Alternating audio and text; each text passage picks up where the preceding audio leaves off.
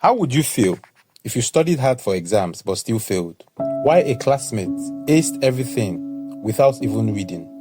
That was exactly how Jerry's friends felt. In the city of Owerri, there was a school called Evergreen Polytechnic. It was known for its bright students and hardworking teachers. Amongst the students, there was a boy named Jerry who stood out, not just because of his friendly nature, but also because he always passed his exams with flying colors. What made Jerry even more remarkable was that no one ever saw him studying. While his classmates spent hours reading and preparing for exams, Jerry seemed to breeze through life, always calm and carefree. He was never seen studying. His classmates admired him, thinking he must have a naturally smart brain. Jerry was also known for his kindness. Whenever his friends visited him at home, he would insist on offering them food. Even when they felt reluctant, he would encourage them, saying, "Come on, you have worked hard, you deserve a treat." But there was something strange that his classmates couldn't quite understand. Despite all their hard work and studying, many of them struggled in the exam hall. It was as if their mind went blank the moment they started writing. They couldn't quite remember what they had studied. While Jerry, who never seemed to read, would ace the exams effortlessly. One of Jerry's classmates, a boy named Samuel, was especially frustrated. Samuel was one of the hardest working students in Jerry's class. He spent countless hours in the library, reading and taking notes, determined to do well. But every time exams results were posted, Samuel's heart would sink. No matter how hard he tried, his grades were never as high as Jerry's. Samuel couldn't understand why this was happening. After another disappointing set of results, Samuel decided to confide in his father during a visit. Samuel's father, Mr. Ojo, was a wise man with a deep understanding of life.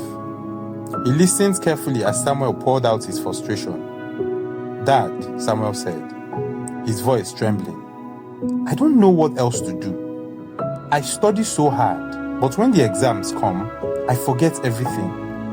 Meanwhile, Jerry doesn't seem to study, and he always does so well. Mr. Ojo frowned, thinking deeply. "That does sound strange, Samuel," he said.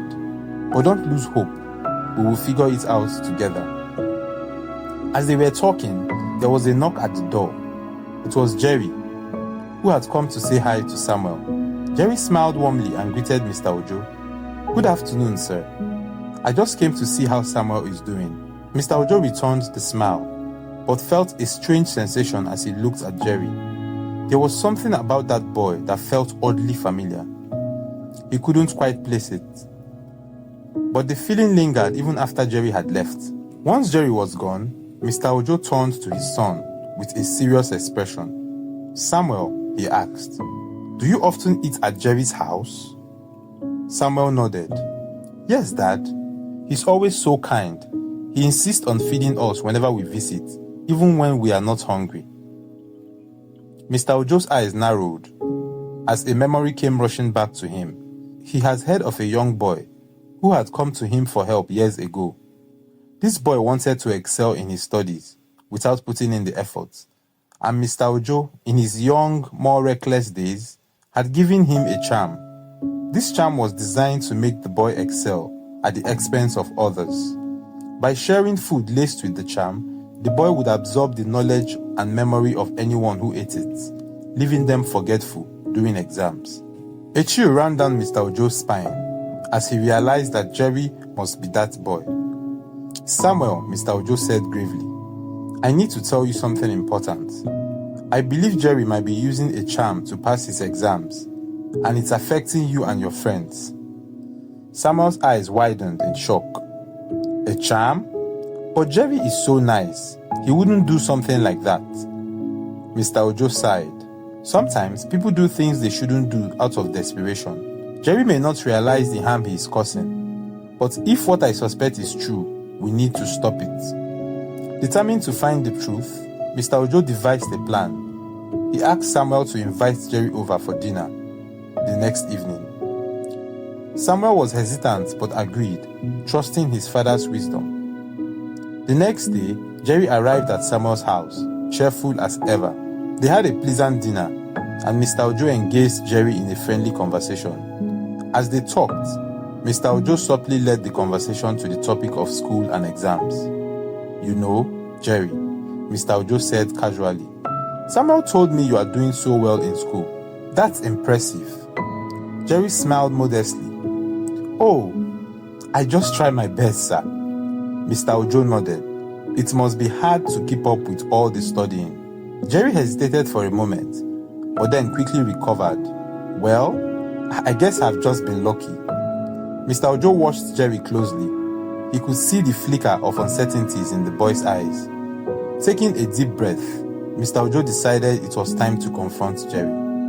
"Jerry," he said gently, "I have a feeling that your success in the exam might not just be luck. I remember a boy who came to me years ago, asking for help to pass his exams. I gave him something, a charm, that could make him pass, but at a cost to others. I think you might be that boy." Jerry's face turned pale, and he looked down at his hands. The room fell silent, and Samuel watched his friend confused and worried. Finally, Jerry spoke, his voice barely above a whisper. "I am sorry. I didn't mean for it to get out of hand. I was just so afraid of failing. My parents expect so much from me, and I didn't know what else to do. So I came to you for help.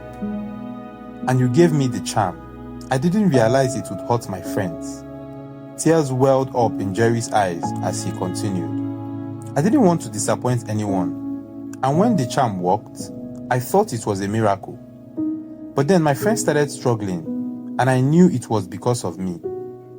I didn't know how to stop it." Mr. Ojo listened with a heavy heart. He had never meant for his charm to cause such pain. "Jerry," he said softly, "you made a mistake, but it's not too late to make things right. The first step is to undo the charm." Jerry nodded, wiping away his tears. "So how do we do that?" "You will need to apologize to your friends and explain what happened. Then we'll prepare a special meal for everyone. The meal will break the charm's effect and restore everyone's memories." Jerry agreed, feeling a mix of relief and fear. He was scared of how his friends would react, but knew this was the right thing to do. The next day, Jerry gathered his friends, including Samuel, and confessed everything. The other friends were shocked and angry at first, but when they saw how genuinely sorry Jerry was, their anger began to fade. They could see that Jerry was just a boy who had made a bad choice out of fear. Together they prepared the special meal under Mr. Ojo's guidance. As they ate, a strange warmth spread through the group, and they felt their minds clear. The fog that had clouded their memories lifted, and they remembered everything they had studied. The next exam season came, and this time, everyone did well, including Jerry. He had studied hard, without any shortcuts, and the results were worth it. His friends forgave him, and life at Evergreen Polytechnic returned to normal. Jerry learned an important lesson about honesty and hard work. He realized that it is better to face challenges head-on, even if it's difficult, than to take the easy way out at the expense of others. The whole experience brought Jerry and his friends closer together, and they became a stronger, more supportive group. As for Mr. Ojo, he was glad to see the kids happy again. He had learnt a valuable lesson too. Never use magic to solve a problem that should be handled with patience and effort. From that day on, Jerry became known not just for his kindness, but for his dedication and honesty. And whenever exams approached, the students of Evergreen Polytechnic remembered that true success came from hard work, not shortcuts. And also, Jerry and his friends grew up wiser, knowing that no matter how difficult things might seem, they could always rely on each other and their own abilities to succeed. Thank you very much for watching this video, and I hope you enjoyed it. I would like you to hit the like button, subscribe, and share this video. Until we see you again in the next video, thank you very much and bye-bye.